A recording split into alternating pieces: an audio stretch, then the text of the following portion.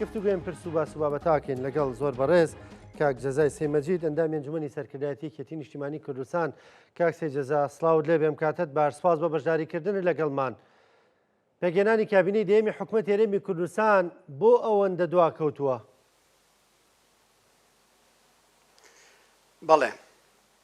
سڵاو لێ ئێوە لە بینەران و بیسەرانی کورسات نیوز. بەڵێ، من پێشەکی سەری ڕێز و نەوازش لە ئاست هەموو شەهیدانی کورد و کوردستان بە تایبەتی یەکێتی نیشتیمانی کوردستان نەوی دەکەم لەبەرەوەی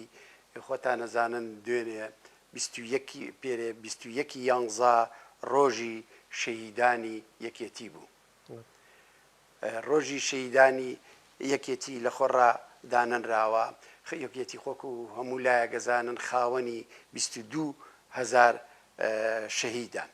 ئەگەر مێژووی و لاپەڕەکانی یەکێتی نیشتیمانی کوردستان هەڵبدەینەوانێ هیچ ڕۆژێک نییە یەکێتی نیشتیمانی کوردستان کۆمەڵێک پێشمەرگا کادری خۆی خوێنیان نەبەخشی بێ و شەهید نەبوو بین. ئەم 21 یانزەش وەک سمبولیە وەک ڕۆژێک بۆ یادکردنەوانە بۆ ئەوەی بتوانین لەو ڕۆژەیە زیاتر بۆی بتوانین زیاتر لا لە کەسوکاری سەربەرزی شەهیدان بکەینەوانێ خزمەتیان بکەین و ببێ بە وەکو ڕۆژێک بۆ هەموو شەهیدان دیاری کراوە لە کاتی خۆی لەلایەن ئەنجومەنی ناوەندیەوە ئەو ڕۆژە تەصدیق کراوە. لە خۆشتان نەزانن یەکێتی بە حیزبی شەهیدان ناسراوە بۆ لەبەر 22,000 شەهیدی هەیە. هەر لەو ڕۆژە شابوو سێ سەرکردە. بەڵێ بەڵێ فەرموو بەردەوام بەوەی سەدە و چیرۆکە تاواوکەی. هەر لەو ڕۆژەیە کە 21 یانزە بوو سێ سەرکردە، سێ قارەمان، سێ خەبات جێڕی گەلەکەمان، کاک شەهاب، کاک جعفەر عەبدولواحید، کاک نوەر زۆراب لە سێدارە دران و تەرمی پیرۆزی یان گەڕایە بۆ زێدی خۆیان بۆ سلەیمانی بۆ کەرکووک بۆ هەولێر و کۆیە. من بۆیە لەم ڕۆژ بە پێویستم زانی ئالەم فرسەتا جارێکی تر ئەو یادە بەرز بنرخێنم و ئێمە دوێنێ هەر دوێنێ لە مەڵبەند و لە هەموو کۆمیتەکانی ڕاپەڕین و باڵەکایەتی لە هەموو کۆمیتەکانمان ئێمە یادی ئەو ڕۆژەمان کردەوە. سەبارەتمان بۆی بێنە سەر باسەکەمان. ئەو یەکێتی کە باسی دەکەی کە خاوەنی ئەو قوربانیدانەیە، خاوەنی ئەو شەیدانەیە، خاوەنی ئەو ژمارە زۆرە لە شەید و قوربانیە، ئێستا ینی دەڵێن یەکێتی بێتە کابینێ حکوومەتەوە با بێ دەگەرنەیە دێمە حکوومەت هێرێمی کوردستان پێک دێنین بەبێ یەکێتی. ئایا شتێکی وا واقعیە؟ بەڵێ، وەڵاهی ئەمە قسە زۆر هەڵەگرێت. پێشەکی من حەزەکەم ئەوە بڵێم ئێمە وەکو یەکێتی نیشتیمانی کوردستان بڕوای تەواومان بە دیموکراتیەت و بە هەڵبژاردن و بە شەرعیەتی سندوقەکانی دەنگان هەیە و هیچ کاتێ یەکێتی نیشتیمانی کوردستان لە هەڵبژاردن نەترساوە و هەر دەقیقەیەکیش هەڵبژاردن بکرێت ئێمە ئامادەین. هەڵبژاردنێک کراوە خۆتان نەزانن لە 20 بۆ پەرلەمانی کوردستان کرا و لە مانگی ئەوەی یانزەش کە کرا بۆ پەرلەمانی عێراق کرا. ئێمە هەردوو هەڵبژاردنەکە توانیمانە ڕۆڵی گەورەی تیا ببینین و هەتا لە هەڵبژاردننی هەر لە هەردوو هەڵبژاردنەکە کورسیەکانمان زیایی کردووە و ئەتوانم بڵم دەنگمان زیایی کردووە و لەم دەڤەرش کە من لە منتیقەی ڕاپەڕین و پشدەر و ئەم بتوێنم توانیمانە بە جیاوازیەکی زۆر دەنگەکانمان سەربخەین و توانیمانە سەرکەوتن بەدەستبێنن. بۆیە من لێرەشەوە سپاسی هەموو یەکێتیەکان، هەوادارانی یەکێتی، ئەندامانی یەکێتی، هەموو فیئەکان ئەەکەم. ئێمە لە هەڵبژاردن ناترسین و بەنسبەت ئەوە شەوانێکە خۆتان نەزان لە 20ەوە ئەو هەڵبژاردنە کراوە تا ئێستا حکوومەت تەشکیل نەبووە. ئێمە بە هیچ شێوەیەک مەسئول نین لەوە کەوا بۆچی تا ئێستا حکوومەت تەشکیل نەبووە. ئەوە دیارە خۆتان نەزانن هەر لە ئەوەڵەوانەیە هەر لە دوای هەڵبژاردنەوە بە چەند ڕۆژێک مەکتەبی سیاسی کۆبووە، ئەنجومەنی سەرکردایەتی کۆبووانێ و پرۆژەی حازر کرد، پەیپەرمان حازر کرد و لەگەڵ هەموو لایەنەکان و بە تایبەتی لەگەڵ پارتی دانیشتین مناقەشەی زۆر کرا و لەسەر زۆربەی زۆری نقاتەکان ئێمە هەردوو لامان هاوڕا بووین. هەموو ئەوانش کە ئێمە تەرەحمان کرده بوو با هەموو خەڵک دڵنیا بێت ئێمە تەنها خەمی ئێمە ئەوە بوو کەوا حکوومەتێک تەشکیل ببێت حکوومەتی هەموو خەڵک بێ هی هەموو هەیەم بێت حکوومەتی ئاوەدانی بێ خۆشگوزەرانی بێ حکوومەتی لایەنێک نەبێ حکوومەتێک بێت دەسەڵاتی هەبێ دەوڵەتدارێکی وا بکەین هەمومان پێکەوە هەوڵ بین ئەم هەرێمە پێش بخەین نەگە ئەوەی لایەک شوێنێک هامش کرێ شوێنێکی هەمال کرێ شوێنێک پشتگوێ بخرێت و شوێنێکی کە گرنگی پێبیرێ لەبەرەوە ئێمە لەگەڵ تەشکیل بوونی حکوومەتی ئەمانەوێت بە زووترین کات حکوومەت تەشکیل بڕێ بەڵێ فەرموو باشە کاک سەیدجەزام ئێستا باست لە هەڵبژاردنەوەی پەرلەمانەوە بابەتانە کرد من ناچمەوە سەری بەڵام باس لەوە دەکرێت کە ئەگەر یەکێتی نێتە پێش ئەوە حکوومەت تەشکیل دەکرێت بەبێ یەکێتی ڕازین بەوە ئێوە بابەتێکی وا واقعیە لەگەڵ کوردستاندا ئەمە وەکو باسم کرد ئێمە ئەو پرۆژێمان تەقدیم کرد وە لێک نزیەکیش هەبوو کە بۆ شێوازی دەوڵەتداری بوو بەڵام ئەم جێبەجێکردن پرۆژەیە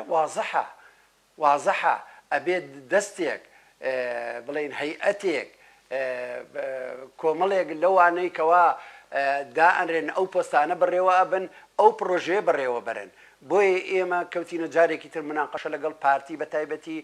بۆ ئەو پۆستانە مەبەسمان لەو پۆستانە ئەوە نییە کەوا ئێمە پۆست بۆ خەڵکدا تاشین و بۆ ئەندامان مەبەز ئەوە نییە مەبەز ئەوەیە کە ئێمە هەوڵ بین ئەو پۆستانە کۆمەڵێ خەڵک سەرپەرشتی بکەن هەم لە هەردوو لا بێت و هیچ لایەک نەتوانێت لایەکی کە تەهمیش کات لایەکی کە پشتگوێ بخات و بتوانین حاکمیەتێکی وا بکەین ئیمڕۆ ئەو لایەنەی کە بیەوێ یەکێتی تەهمیش بکات با زۆر بە سەراحە دەڵێم بە مێژووی یەکێتی نیشتیمانی کوردستان نابچێتەوانێ بزانێ مێژوو یەکێتی نیشتیمانی کوردستان چییە من لە پێشەوە باسی 22,000 شەهیدم کرد کە سوکاری ئەو 22,000 شەهیدە باشترین قاعیدەن یەکێتی گەورەترین قاعیدەی جەماوەری هەیە هەموو وڵاتە زلهێزەکان هەموو وڵاتە ئیقلیمیەکان پێگە و ڕۆڵ و ستراتیج و سیاسەتی یەکێتی نیشتیمانی کوردستان چاگەزانن بەدیلی یەکێتی نیشتیمانی کوردستان با هەموو لایە بزانێت تەنها یەکێتی نیشتیمانی کوردستانە و هیچ لایەنێکی کە نییە و ئیمکان نییە ئەوە من لێرە ئەتوانم بڵێم کە نەختێ قورسە بە مطلقی بەڕەها ئەڵێم بەبێ یەکێتی نیشتیمانی کوردستان حکوومەت پێک نایە و حکوومەتیش پێک بێ هیچ ڕۆڵێکی نابێت بەڕاستی چونکە یەکێتی نیشتیمانی کوردستان جگە لەو کورسیانەی کە هەیەی یا ئەبێ تاریخ خەڵک هەموو لایەک تاریخی یەکێتی نیشتیمانی کوردستان نەزانێت سیاسەتی یەکێتی نیشتیمانی کوردستان نەزانێت قووەتی یەکێتی نیشتیمانی کوردستان لە بەرنامەکەیەتی لە سیاسەتیایەتی لە عیلاقاتیایەتی لە کاریزماکایەتی لەو قاعیدە گرنگا هەیەی چۆن ئەمە تامیژەکرێ هەر لایەک ئەمە هین بکات بەڕاستی بە هەڵەیە ئەچێ هەنگێ وشەی زبر هەیە وەکو قوبوڵ ناکەین و ئەمە ئەو شتانە هیوادارم ئەم شتانە جارێکی کە دووبارە نەبێتەوە چووکە خۆمان ئەزانین ئەو کاتانەی کە هەردوو لا پێکەوە بووین ئیشی باش کراوە هەرێم بەرەو پێشەوە چووە ئێمە زۆر پەرۆش بووین ئەوەندەی پەرۆشمان بۆ پێشکەوتنی هەرێمەکەمان هەیە ئەوەندەی پەرۆشمان بۆ پێشکەوت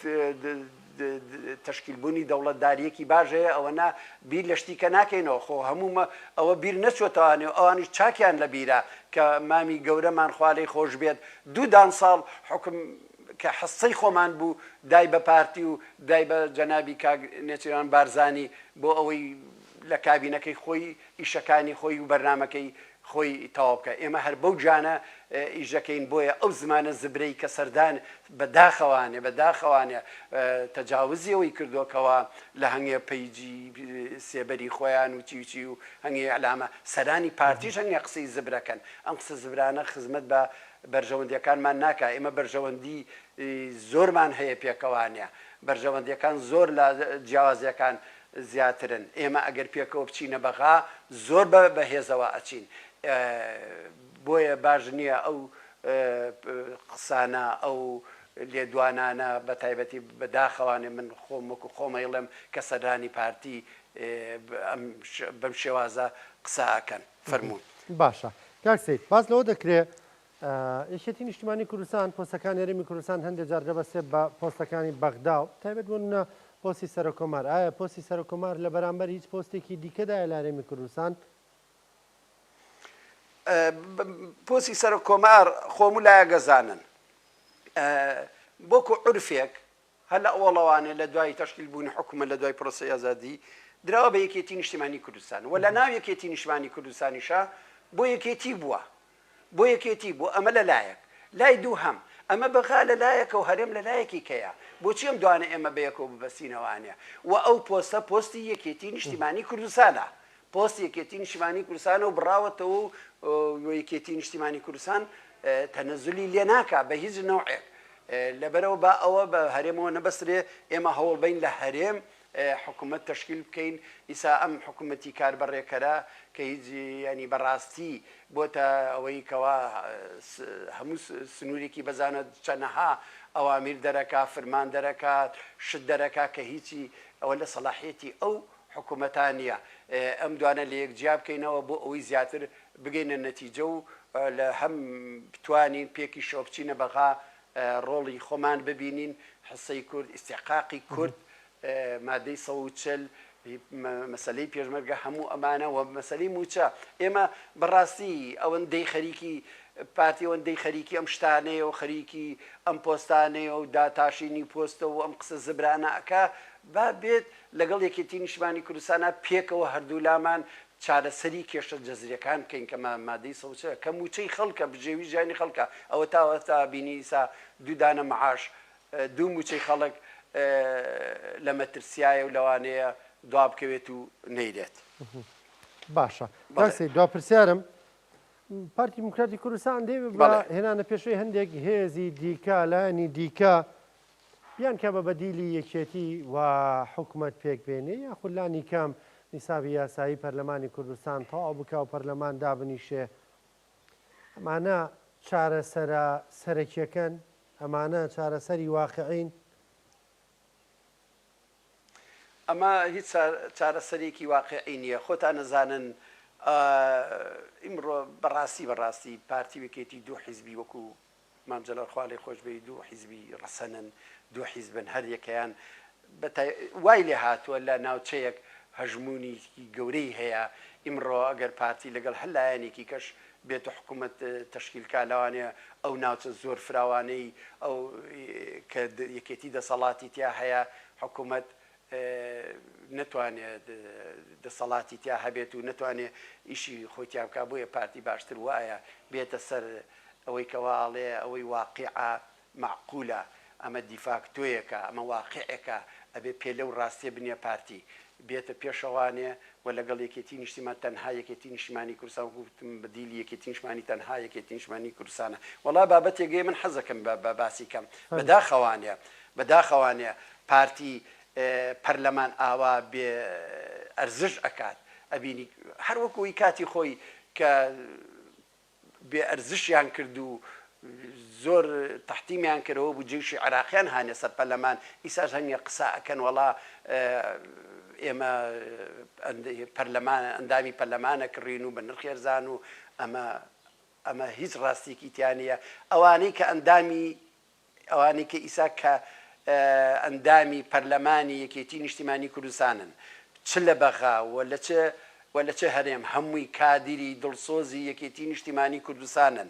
هەمویان ئەسحابی شەهادەن و بەشێکی زۆریشان ئەتوانم بڵێم هەر هەمویان بۆ خزمەتکردن خۆیان کاندید کردووە ئەجینا زۆریان هەیە تۆ چاو بە هەموو ئەو کاندیدانە ئەوان دامانا بژێڕان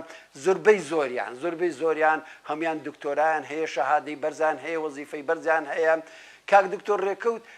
بۆ خۆی وەزیر بووە باشە دکتۆر بووە هیچ احتیا وەکو ئەگەر بڵێ مەسائلی مادی بێت و ئەوان تەنها پارتی بەداخەوانێ لە هەموو پرۆسەیەکە لە هەموو شتێکە هەربیر لە مەسائلی مادیەکاتەوە نا ئەوانەی ئێمە هەموو ئەسحابی شادەن هەموو خەڵکی دڵسۆزن هەموو کادری ئێمن ئەوانە ئیرادەی ئەوانە نەک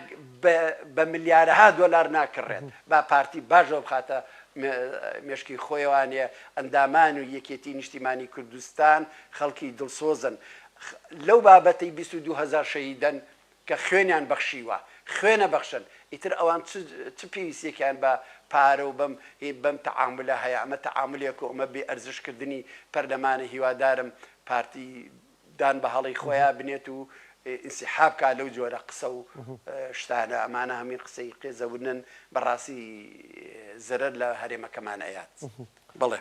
بەڕێز کاک جەزای سەیمەجید ئەندامی ئەنجومەنی سەرکردایەتی یەکێتی نیشتیمانی کوردستان سپاس دەکەم سپاس بۆ بەشداریکردن و سپاس بۆ وتەکانت زۆر سپاس سپاسی ئێوە و سپاسی هەموو لایەکەکەم زۆر سپاسان دەکەم دەست خۆش بێ سپاس بۆ بەشداریکردنت